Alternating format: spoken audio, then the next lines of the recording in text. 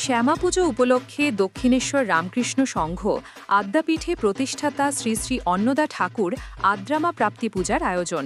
প্রত্যেক বছরের ন্যায় এই বছরও এখানে বহু দূর দূরান্ত থেকে আসা ভক্তের সমাগম হয়।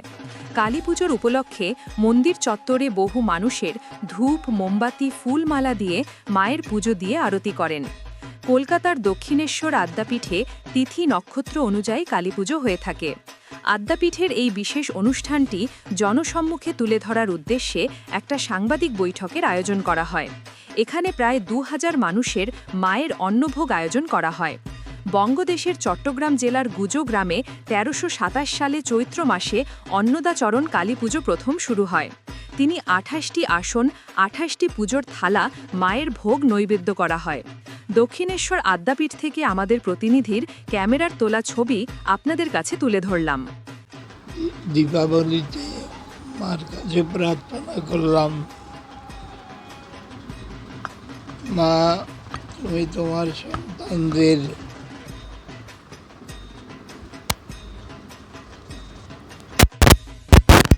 সত্য হইতে লইয়া যাও, অন্ধকার হইতে আলোকে লইয়া যাও, মৃত্যু হইতে অমৃতে লইয়া যাও।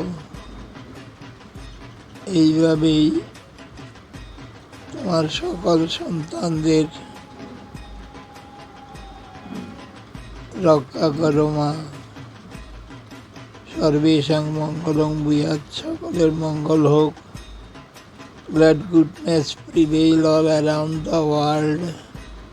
সর্বে সন্তু নিরাময়, সকলে নিরাময় থাকুক।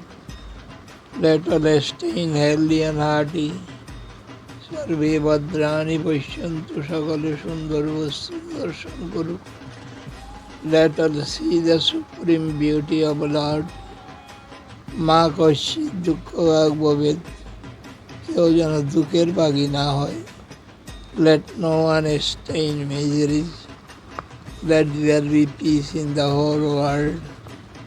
বিশ্বের কল্যাণ হোক, বিশ্বের কল্যাণ হোক, বিশ্বের কল্যাণ হোক, এই প্রার্থনা জানালাম মায়ের কাছে।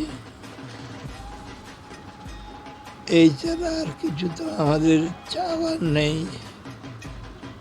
সুতরাং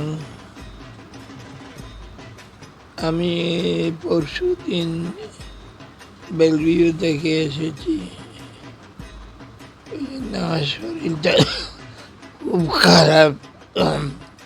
আমাকে কথা